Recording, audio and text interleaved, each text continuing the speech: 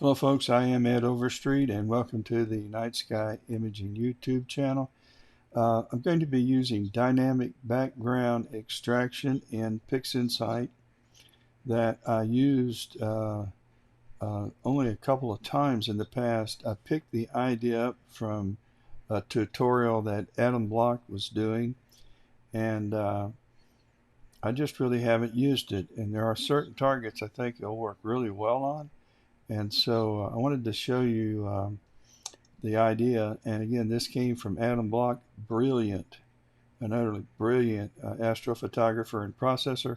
And so to Adam goes to credit. And my 500 or so subscribers, I have to laugh, but I love all of my subscribers. So thumbs up, subscribers. You're sticking with me here. But maybe this is something that you can use. So let's head over there.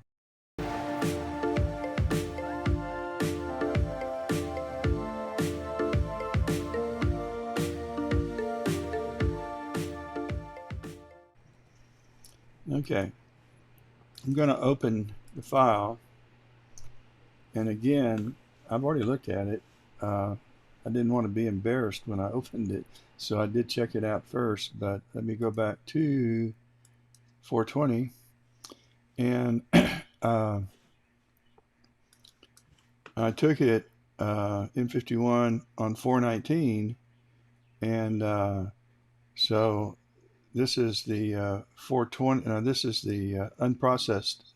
Okay, I processed it on 420, and it turned out pretty good then, but I didn't process it on 419. And I think the reason why I didn't process it was I was waiting to get some more subs because there weren't.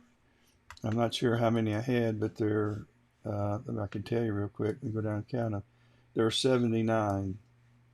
182nd subs. So I guess I was looking for more, and that's one thing I can figure out because I'm more often than not do process my data. But at any rate, I did run the weighted batch processing script later, and we're going to bring up the auto crop version. It was drizzled one time, and let's see what the crop looked like. Looks pretty good. It almost looks like there was no dithering because that's such a minor crop, but I usually dither. And then there's the image, and that's pretty good signal. The camera was the ASI 533 MC camera, the one-shot color camera, and the telescope was the Edge 8-inch HD. So I want to go right into the blur, right into the dynamic background extraction. Usually at this time, I run the blur Exterminator. In fact, I'm going to go ahead and do that. But I want to rename this RGB. And after I show the dynamic background extraction, I'm going to end this YouTube video, but I'm going to go ahead and process this.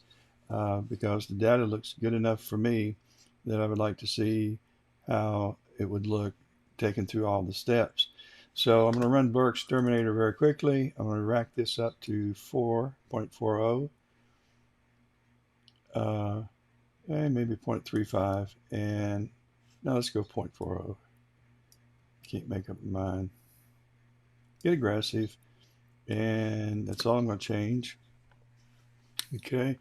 And change this identifier to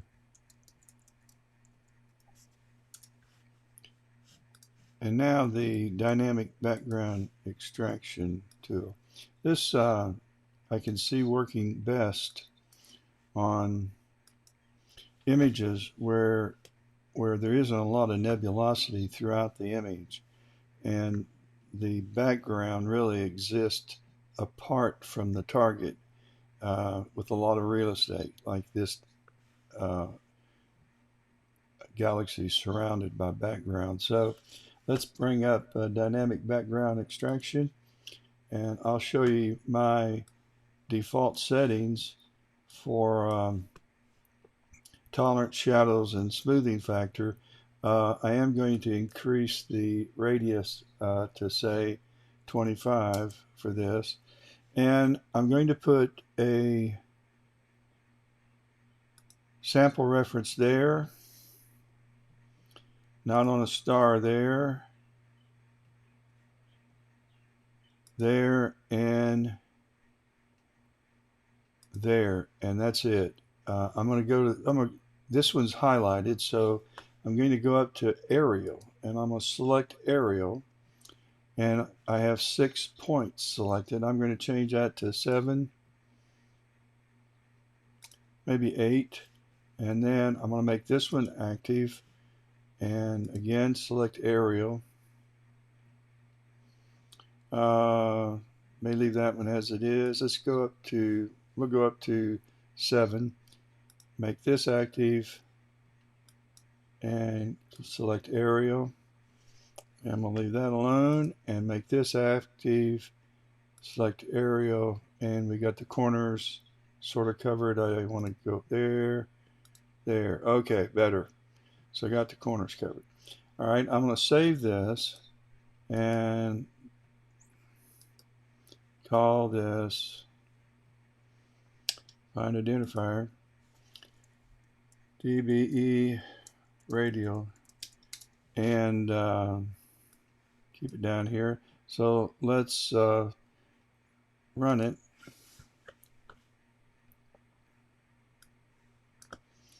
And let's see what this background looks like. So it's pretty cool because it's tackling the gradient really head on. And let's see what happened. All right, let's run it now using division. We're going to have to delete it first because my sample points are still highlighted in red. So let's run it in division now, and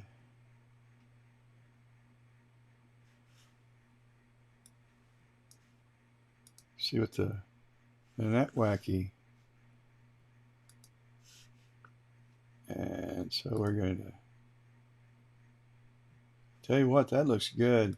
I'm going to put a sample point right here and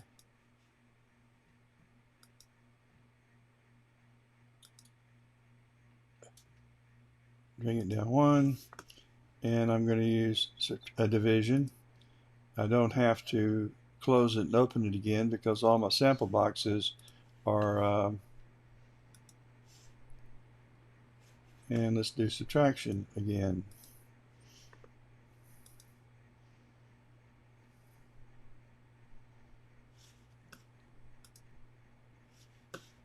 Interesting. Okay, close that out. I'm going to put this over here where I have my favorites, and we're going to that is pretty cool. I still feel like this is a little lighter up here than and darker down here. In fact, there is a dark bright gradient, so probably in this case radial may not be the best thing to use, but it's worth trying. And for that, I'm going to close out this video. I trust everybody's going to have a great rest of the day, and I hope you have clear skies in your neck of the woods. I'll catch you guys later.